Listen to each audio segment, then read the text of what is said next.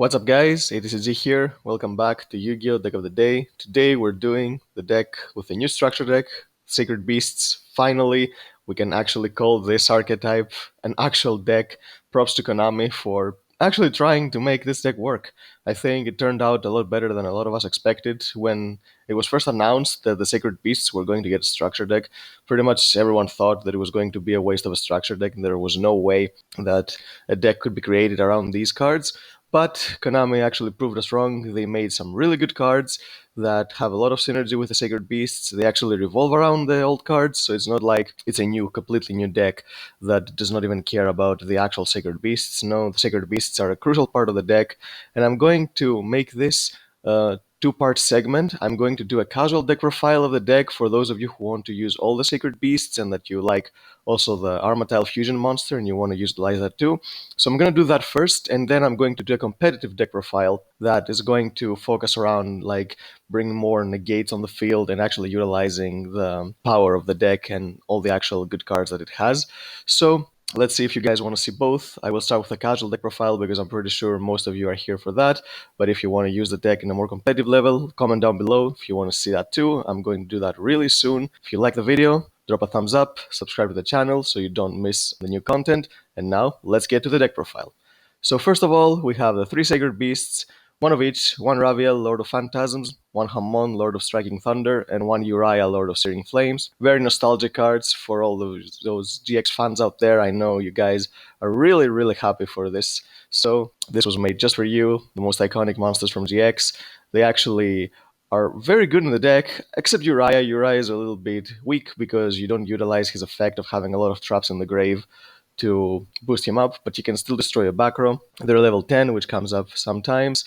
And of course, Hamon, Raviel are beat beatsticks that can just run down your opponent very easily. Their effects to summon themselves are kind of relevant. There are so many effects right now that summon them ignoring summoning conditions, and it wouldn't be practical for you to summon them the appropriate way, especially for Hamon and Uriah.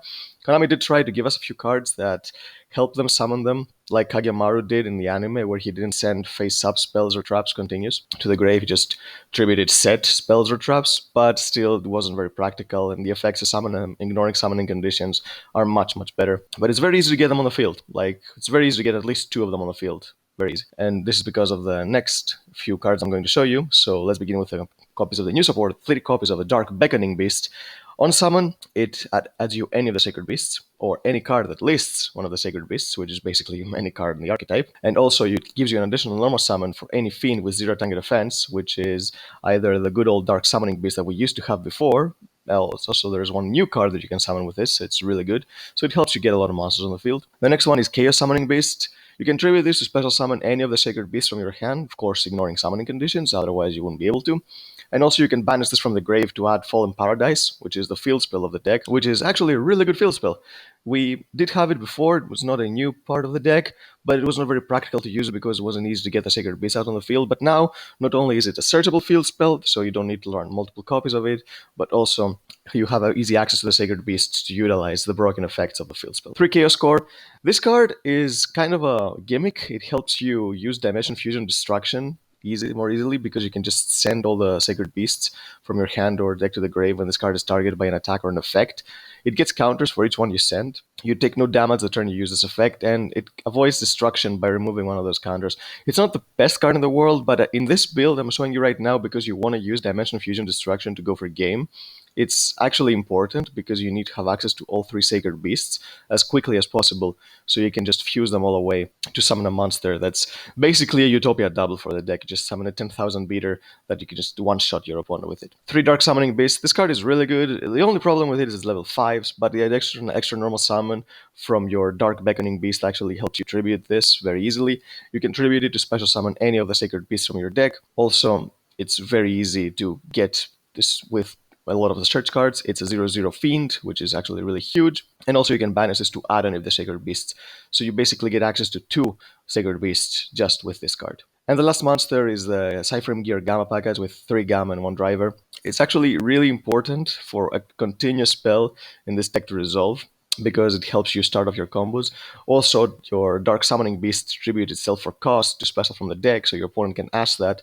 And since it tributes for cost, you actually have a full clear field, so you can just gamma that and also give you a little bit more presence on the field. And it's a hand trap you can use going second because the deck kind of struggles going second against certain matchups. Now let's go to the spells. We have the card that I talked about previously, the continuous spell that needs to resolve in order for you to win, the 7 Gates Unleashed. This card is so good. On activation, it adds any of the Sacred Beasts or any card that lists the Sacred Beasts. You can discard a card, special a Fiend with 0 attack and defense from your grave. And if you control level 10 monster, you can add any continuous spell from your grave to your hand. So basically, this is your starter. You either activate this immediately or you try to get to it. And it's basically how you get to your whole engine. The deck is very consistent. Yeah, I think that's the biggest part about this deck is that it runs very smoothly. All the cards are searchable. You can get to your cards very easily, and it actually runs like an engine that helps you get to anything you need the moment you need it. The problem is how you go for game, and this is where Dimension Fusion Destruction actually comes to play. If you're running this specific build, which actually revolves the most around Sacred Beasts and doesn't run any secondary engine or a package that helps you get to more negate, something like that. But that's for the competitive build. I will leave that for the other part of the second video. So the next card is Ruling a Skyfire. Focus on the effect that negates anything if you control Hamon by switching into defense mode. Yeah, the effect to special summon Hamon by just attributing set spells it's okay, but it won't happen too often, trust me. It can happen in some weird scenarios, but it will not happen. Also, if any of your Sacred Beast leaves the field, you take no damage for the rest of this turn. This can actually be useful sometimes. It can save you from a lot of situations where your opponent just tries to clear your board and go for game, but then they don't read the cards, so you actually take no damage. But the effect to negate is actually really crucial. It's basically a continuous spell that helps you negate one card each turn. So you try to whittle down your opponent's resources bit by bit by just using cards like that. And it's actually really good that Konami gave us ways to negate within archetype cards. So yeah, props to them again. This is actually really good support for a deck. Next up, Dimension Fusion Destruction. Just one, because you can access it very easily with Anaconda, and you can just have all the Sacred Beasts in the grave. You can banish them to basically summon the Utopia double of the deck, Phantasm Armatile. 10,000 attacker, just attack for game.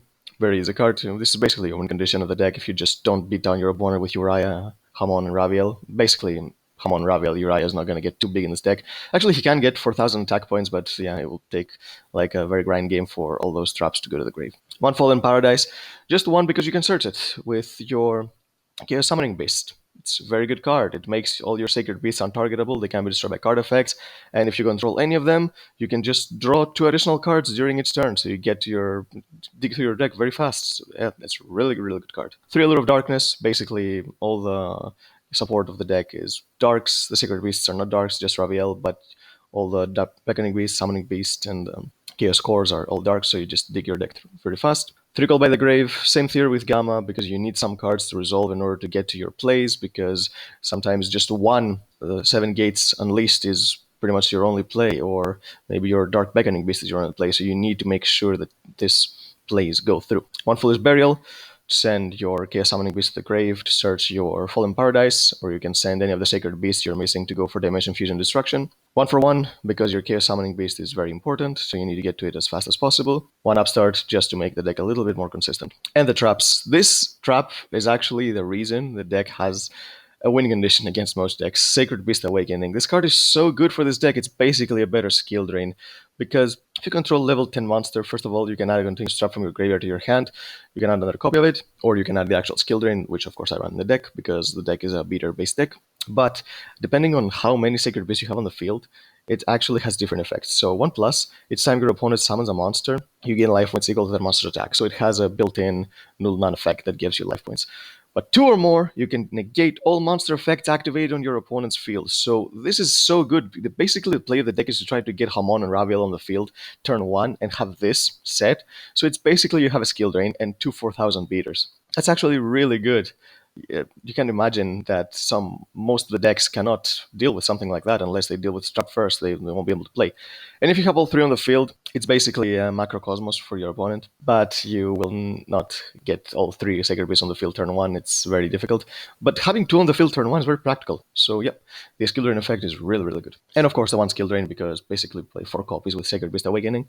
It's not as good because it targets your monsters too. so you will find some struggles. But effects like Dark Summoning Beasts that tribute themselves for cost actually are not affected by skill drain, so you can get your Sacred Beasts this way. And now let's go to the extra deck. We have one Chaos Phantasm Arma tile. Just use Dimension Fusion Destruction to summon this. You can special summon it by banishing all your Sacred Beasts from the field, but like I said, having all three of the field is not very practical. But with Dimension Fusion Destruction and Anaconda, it's very easy to get access to this. 10,000 attacker during your turn, just to one-shot your opponent. For the Xyz monsters, play Gustav Max, because again, all the Sacred Beasts are level 10. Sometimes you need to do this additional 2,000 damage to go for a game, or you can use the next card, which is Dread Juggernaut Liebe. So you just put this on top of Gustav Max after you do damage, and this is the good old Train OTK that can actually be really practical against some decks that summon weak monsters, like maybe Salmongrades or Altergeist.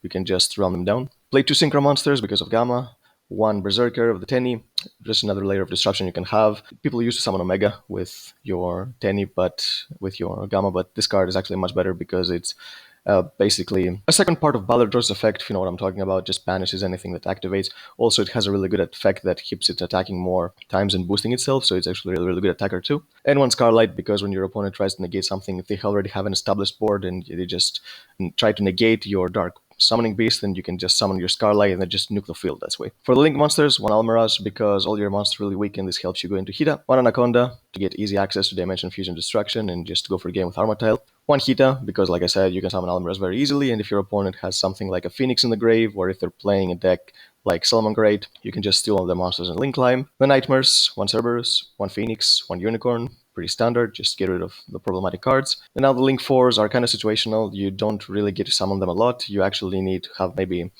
used Gamma's effect, have it on the field, or just Hita to be able to summon them, but like I said, the extra deck is not very relevant, so we have them just in case. 1 Appaloosa to get more negates on the field.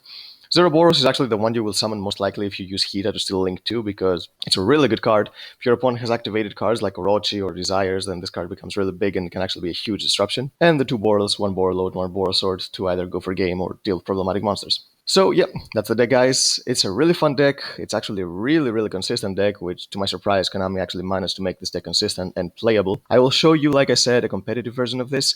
It's not going to be too different. It actually has like a different mindset, but will have a lot of the same cards, so you don't need to worry about that. But you can imagine right now, if I say competitive, you can imagine Needle Fiber being there, so a lot of people don't want to see that card in anything, but unfortunately, it's what makes pretty much every deck in the game like levels ahead than anything else. So yeah, it has to be. As long as we have it, we're going to use it. So you can expect to see that in the competitive version, but don't worry, it's still going to be actual Sacred Beast deck. So we'll run Sacred Beasts, maybe not all of them, but definitely 2, so you can use Sacred Beast Awakening. So if you're a casual player, you can follow this build as a skeleton, or if you're a competitive player, you can just wait a few days and see exactly what you can do with the deck if you actually try to make a board that's more than just using Sacred Beast Awakening as a form of disruption, and Cerulean Skyfire, of course.